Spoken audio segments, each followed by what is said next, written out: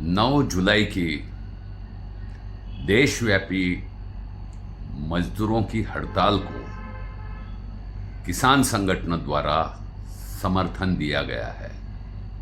ये मजदूर कौन है? ये मजदूर कोई विदेशी पूंजी के साथ इस देश में आए हुए कोई लोग नहीं है। इसी देश की मिट्टी से बने हुए जो किसानी से हारे हैं, किसानों के ही बेटे तथा बेटियां हैं। और इन मजदूरों पर गुलामगिरी थोपने वाले जो 4 लेबर कोड इस देश की सरकार ने लाए हैं, उसके खिलाफ में आज देश के सारे मजदूर किसान लामबंद होकर 9 जुलाई की हड़ताल का ऐलान कर चुके हैं। ये हड़ताल में जो मांगे मजदूर और किसानों ने की है, उन मांगों को समझकर हमारा ये आह्वान है, अखिल भारतीय किसान सभा ये आह्वान करती है कि देश के सारे मजदूर और किसान एकताबद्ध होकर 9 जुलाई की देशव्यापी हड़ताल को कामयाब करे, उसको सक्सेसफुल बनाए।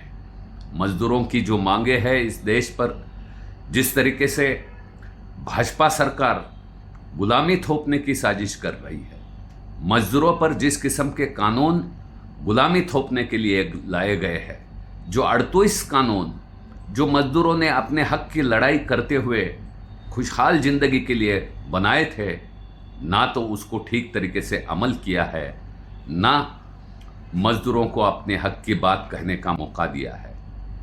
वर्ल्ड बैंक तथा IMF के इशारों के पर जिस तरीके से ये मजदूरों के कानून तोड़े मरोड़े जा रहे हैं, उनसे मजदूरों का हक छीना जा रहा है, उसका अंजाम हम देख रहे हैं।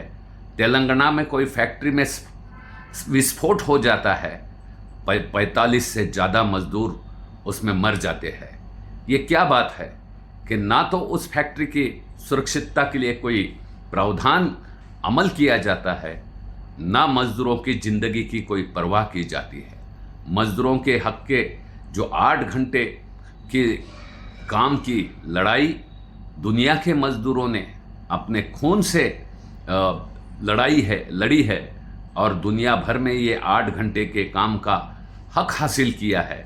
उस 8 घंटे के काम को 12-14 घंटों तक आगे ले जाने का मौका इन 4 लेबर कोड के ज़रिए मालिकों को, मिल मालिकों को, कारपोरेट को ये सरकार देने जा रही है। ये सरकार किसानों के साथ भी इसी किस्म का जुल्म किया था। किसानों पद के ऊपर 3 काले कानून थोपे गए थे। उन काले कानूनों के खिलाफ लड़ाई में किसानों को, मजदूरों ने अपना भरपूर साथ दिया, योगदान दिया और उस लड़ाई को अंजाम तक पहुंचाया।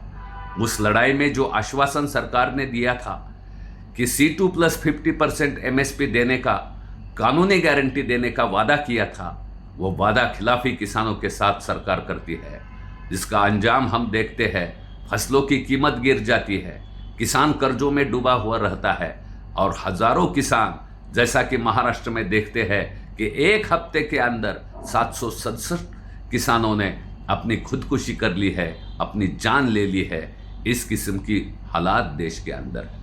इस देश का जो खेतीहर मजदूर है, जो रोजगार के लिए तलाशते हुए भटकते रहता है, और इस रोजगार तलाशने वाले ये खेत मजदूरों के ऊपर किस किस्म का जुल्म ढाया जाता है, ये भी हम देख सकते हैं। इसलिए ये 9 जुलाई की हड़ताल देश के तमाम मजदूर संगठनों ने, देश के तमाम किसान संगठनों ने, confederation of trade union CTU तथा संयुक्त किसान मोर्चा, जो सारे किसान संगठनों का मंच है, और इसी के साथ खेत मजदूरों के संगठनों का मंच, ये तीनों ने एक साथ आकर जो कारपोरेट परस्त नीतियाँ इस देश में थोपी जा रही है, उसके खिलाफ में संघर्ष का ऐलान किया है। 9 जुलाई इस आंदोलन का एक अहम पड़ाव है। इस 9 जुलाई के देशव्यापी हड़ताल में खदानों में काम करने वाले मजदूरों से लेकर के गिग टैक्सी चलाने वाले गिग वर्कर तक, रिक्शा चलाने वाले से लेकर के ऑर्डिनेंस फैक्ट्री चलाने वाले तक, सारे मजदूरों ने समर्थन किया है। सारे किसान संगठनों ने, चाहे तमिलनाडु का किसान हो या कश्मीर का किसान, चाहे आसाम का किसान हो या राजस्थान का किसान, सारे किसान भी इस संघर्ष के साथ जुड़ गए हैं। और हम देखते हैं जिस किस्म का कारपोरेट परस्त नीतियों के चलते हुए इंडो यूएस ट्रेड ट्रीटी बनाकर अमेरिका के साथ एक व्यापार समझौते के तहत इस देश के तमाम मजदूरों किसानों को उद्ध्वस्त करने की बड़ी साजिश कारपोरेट के लिए बनाई जा रही है।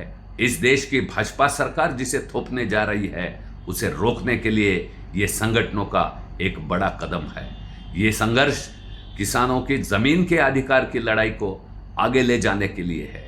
हम देखते हैं कि 10 साल के इस भाजपा सरकार की नीति में 2 करोड़ से ज़्यादा किसान अपनी खेती से उखाड़े गए हैं, या तो उनकी खेती जबरन छीनी गई है, भूमि अधिग्रहण के तहत छीनी गई है, या उनको कर्जे में डूबे हुए किसानों को अपनी ज़मीन बेचना पड़ी है। और उसी तरीके से जो फॉरेस्ट रेगुलेशन एक्ट बनाया था, जिसके आधार पर आदिवासी और जंगलों में रहने वाले निवासियों ने अपनी ज़मीन को जोतने लायक बनाया था, वो ज़मीन भी उनसे छीनने की कोशिश सरकार कर रही है। किसानों ने, खेत मजदूरों ने ऐलान किया है, हम जीते जी तो ज़मीन ये नहीं छोड़ेंगे, इस संघर्षों को आगे ले जाएंगे।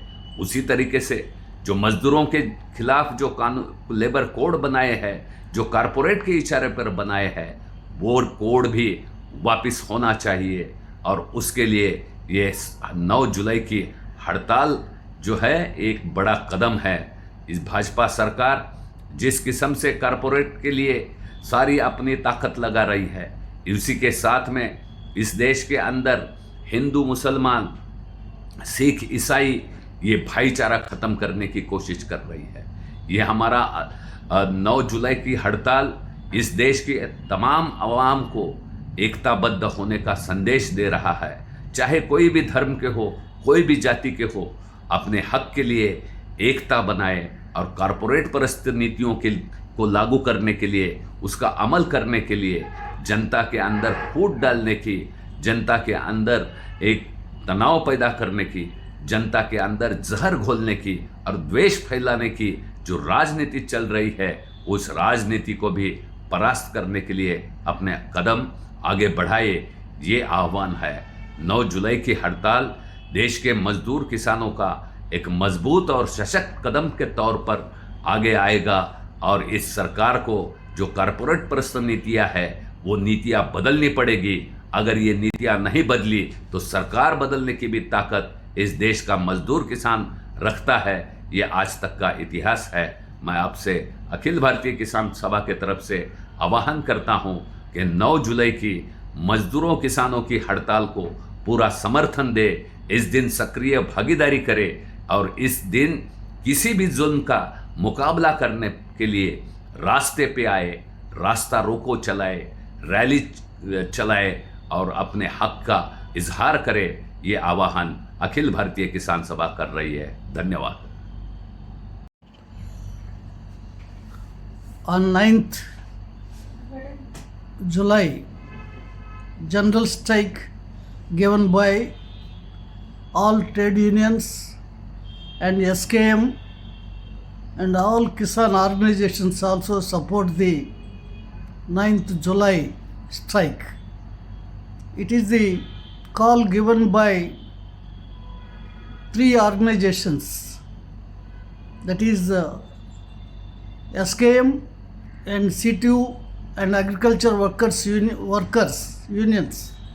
The 3 organizations came together and given the call to all over India. Trade unions are facing so many problems, especially 4 labor codes, that is very harmful to the total trade union movement, workers' interest.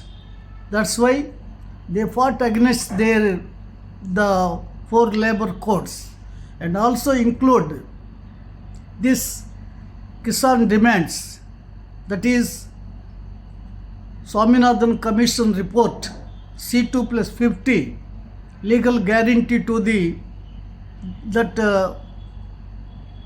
amendment and also loan waiver scheme, like Kerala government issued loan agreement, and also all Kisan wants to pension scheme 10,000 rupees for Kisans. That is also very important. Recently, Narendra Modi government given the law, that is new agricultural marketing policy, which was very harmful to the entire Indian farming community, and also cooperative system also, it is harmful to the cooperative system also. That's why that is also very important demand. Now we are include these demands that also, and recently the Indian government and US government, they are came to the civil code that is against farming community, that also US free trade agreement, that is also very harmful to the Indian agricultural community. That's why this is the against for state rights also. Naturally, our agriculture is based on state subject, not center subject. But my Indian government taken a agreement to the American government that is very harmful to the Indian agriculture system and the federal system also. That's why we are against for that free trade agreement also, we are against. These demands we are fight against all over India. Recently, Narendra Modi introduced 4 black laws, which was very harmful to the Indian community, agricultural community. At last, he is come down and withdraw the laws in Parliament also. But at the time, he given a written agreement to the Indian farming community. But after 3 years, it is not implemented. Now, we are also against for that the written agreement which was given by Narendra Modi, that is also included in this moment. That's why in all over India, trade unions and workers, they are organizing general strike. We are given statement to all states, especially Tahsil offices. Before Tahsil offices, all SKM and Kisan organization come together and organize rallies and jathas and picketings. All are we are given call that these demands we are all given a call, especially our All India Kisan Sabha AKS given to the All India states, all state comrades, state Kisan organizers come forward, and in these demands they are all organizing district and Tahsil offices. In front of offices, they are organizing the support for the trade union fight and general strike, and our Kisan problems also we have to solve is these demands. We are 9th July to successful to this agitation to all over India, that we are all India Kisan Sabha, behalf of All India Kisan Sabha, we given a call to the total our Kisan organization. Thank you.